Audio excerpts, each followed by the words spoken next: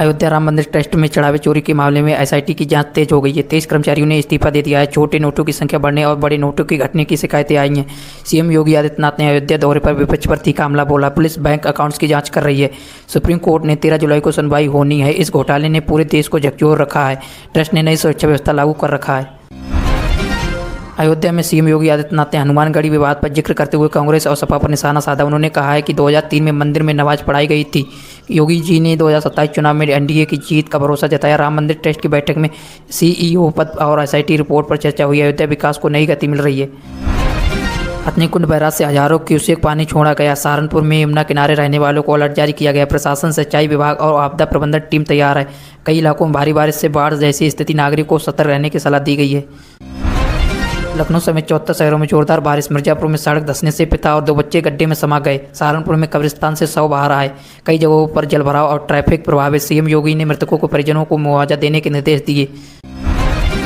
UP सरकार ने home guard जवानों के लिए कैशलेस मेडिकल ट्रीटमेंट सुविधा 5 लाख तक मंजूर की। जिला पंचायत अध्यक्षों का कार्यकाल बढ़ाने की तैयारी। आईटीआई में प्रवेश प्रक्रिया शुरू।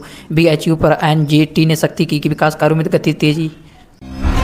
पेंशनधारियों को डीबीटी से 1100 रुपये। बिहार के 97.84 लाख पेंशनधारियों के खातों में 1100 रुपये डीबीटी के जरिए भेजे गए। सीएम सम्राट चौधरी ने कहा कि हर महीने 10 तारीख को राशि पहुंचेगी। बुजुर्गों और विधवाओं के चेहरों पर खुशी छा गई।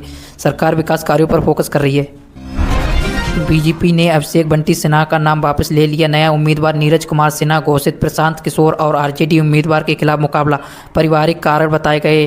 पटना की इस सीट पर चुनावी मामला सरगर्मी बढ़ गई है। पटना में कोर्ट समर्पण की बात के बाद पूर्व मुखिया संजय यादव का शव खेत में मिला। परिजनों ने पुलिस पर हत्या का आरोप लगाया। कई मामलों में फरार थे। घटना से बवाल मचा। पुलिस जांच कर रही है।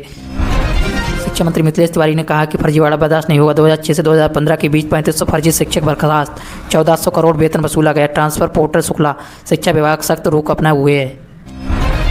35 जिलों में भारी बारिश। पटना समेत कई जगह पर अलर्ट। मौसम विभाग ने 2 दिनों तक भारी बारिश का अनुमान लगाया। किसानों को फायदा, लेकिन बाढ़ का खतरा भी। पीएम नरेंद्र मोदी न्यूजीलैंड पहुंचे। पीएम क्रिस्टोफर लक्सन ने स्वागत किया। 2030 विजन और एफटीए पर 18 समझौते। व्यापार, सुरक्षा और डिफेंस में सहयोग बढ़ेगा। भारत को ग्लोबल लॉन्च पैड बताया गया। लॉर्ड्स में इंग्लैंड के खिलाफ महिला टेस्ट। स्मृति मंदाना और दीप्ति शर्मा की 50। इंग्लैंड 21 पर 1 विकेट। भारत को 264 रनों की बढ़त। कांग्रेस ने राम मंदिर चढ़ावा चोरी पर सरकार पर दबाव बनाया। कई प्रेस कॉन्फ्रेंस। विपक्ष ने मुद्दा उठाया। ट्रस्ट और एसआईटी जांच जारी। तेलंगाना के रंगारेड्डी जिले में जमानत पर बाहर आए एक आरोपी ने अपनी पत्नी और बच्चों और कुछ किशोरी समेत 6 लोगों की निर्मम हत्या कर दी, जिस पर वह पीओसीएसओ स्कॉटिंग का आरोपी था। घटना ने पूरे देश को झकझोर दिया। पुलिस ने मामले की जांच शुरू कर दी। यह घटना जमानत नीति और अपराधियों पर सख्ती की मांग को फिर से जोरदार बना रही है। परिवारों में शोक का माहौल है। नीट परीक्षा के विवादों के बीच संसदीय समिति 16 जुलाई को बैठक बुलाने जा रही है। रीटेस्ट और पूरे आयोजन की समीक्षा होगी। छात्रों के मुद्दे, पेपर लीक और सिस्टम में सुधार पर गहन चर्चा होने वाली है। शिक्षा मंत्रालय और एनटीओ को जवाबदेह बनाया जाएगा। लाखों छात्रों का भविष्य इससे जुड़ा है। E20 पेट्रोल बिलेट को लेकर कई राज्यों में ड्राइवर नाराज। वाहनों की फ्यूल एफिशिएंसी घटी होने और मेंटेनेंस कॉस्ट बढ़ने की शिकायतें आ रही हैं। कुछ जगहों पर इंजन में समस्या की रिपोर्ट मिली है।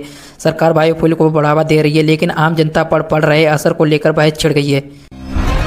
पुणे में कचरा डिपो ढहने से 8 लोग मलबे में फंस गए। 55 घंटे बीत जाने के बाद भी उम्मीद कम होती जा रही है। रेस्क्यू टीम देर रात काम कर रही है। हादसे की वजह से बड़े स्तर पर जांच शुरू हो गई। स्थानीय प्रशासन ने राहत कार्य तेज कर दिए हैं।